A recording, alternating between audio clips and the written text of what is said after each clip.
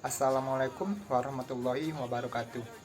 Saya Muhammad Zakir Rifai dari Prodi Ekonomi Islam Fakultas Ekonomi dan Bisnis Universitas Airlangga dengan NIM 042 111 433 154. Di sini saya akan membahas tentang artikel ilmiah yang sudah saya susun sebelumnya untuk memenuhi tugas UAS Pendidikan Pancasila yang berjudul Respon dan Strategi pada Sektor Ekonomi dalam Menghadapi Gelombang Kedua COVID-19.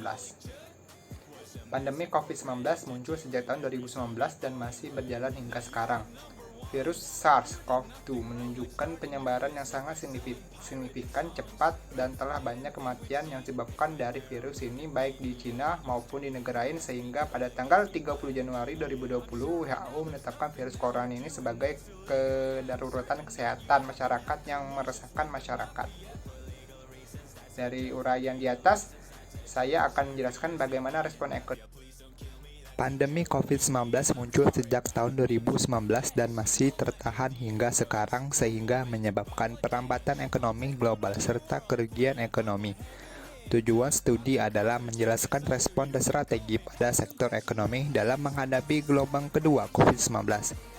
Metode yang digunakan pada studi ini adalah studi literatur dengan pencarian yang didapatkan dari web, jurnal, artikel, ataupun buku yang diambil secara kolektif kemudian diolah kembali.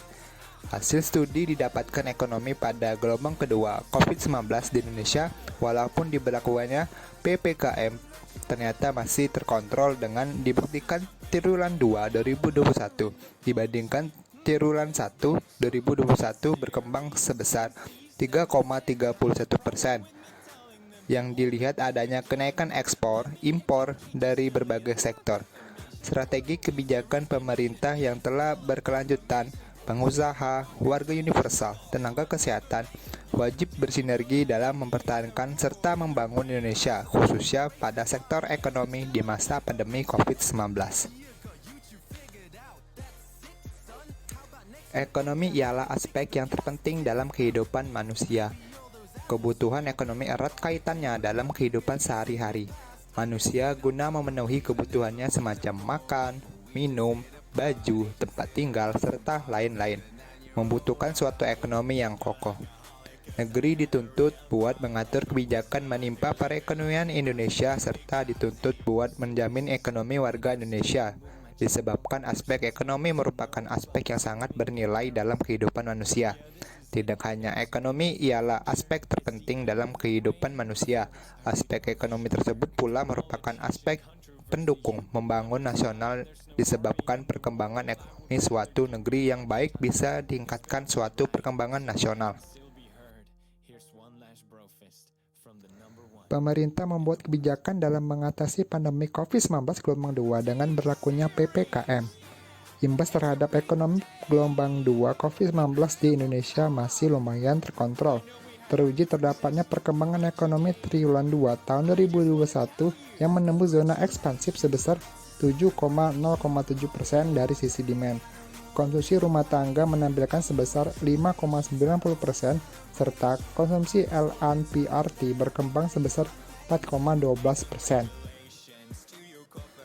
Perkembangan modal tetap bruto pula berkembang besar sebesar 7,54% year of year, bersamaan dengan membaiknya keadaan perekonomian dalam negeri yang mendesak kapasitas penciptaan dunia usaha.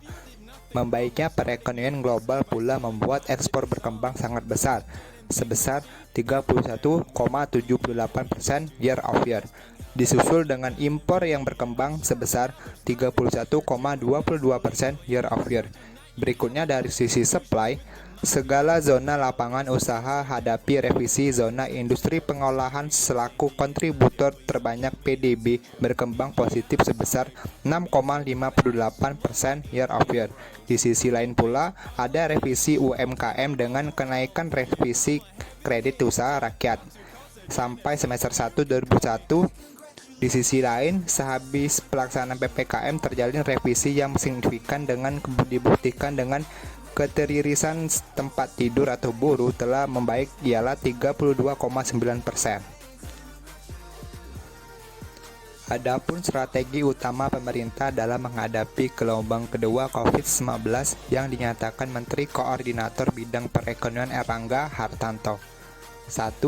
Penanganan COVID-19 melalui intensifikasi vaksinasi dalam rangka mengendalikan lonjakan kasus dan menurunkan angka kematian. Dan sudah disiapkan 73 juta dosis di Agustus 2021. Pemerintah juga terus berkoordinasi secara lebih intensif dengan seluruh stakeholder terkait untuk mencapai herd immunity. Yang kedua, optimalisasi pemberlakuan PPKM untuk mendukung efektivitas vaksinasi. Penerapan PPKM dilakukan berdasarkan klasifikasi risiko penyebaran di masing-masing wilayah, sehingga laju penambahan kasus dapat lebih cepat ditekan dan resiko perlambatan laju ekonomi dapat diminimalisasi. Ketiga, mendorong peran serta masyarakat dalam mensukseskan program vaksinasi dan meningkatkan kepatuhan bersama terhadap protokol kesehatan serta kebijakan PPKM. Bagaimana? Demi menghadapi gelombang kedua COVID-19 dari zona pemerintah, pengusaha, warga universal, tenaga kesehatan wajib bersinergi dalam mempertahankan serta membangun Indonesia di masa pandemi COVID-19. Dari pemerintah wajib lebih mempertahankan lagi dalam aspek ekonomi dari warga serta pula kemaslahatan terhadap kondisi yang bisa jadi pemecahan bersama. Dari pengusaha, warga universal, serta mahasiswa pula mempertahankan serta senantiasa memberi kedudukan dalam kenaikan ekonomi Indonesia serta pula ikut membagikan peran dalam pemulihan COVID-19 di Indonesia. Demikian yang dapat saya sampaikan. Bila ada salah kata, saya minta maaf. Dan kepada Allah saya meneman pun. Terima kasih. Wassalamualaikum warahmatullahi wabarakatuh.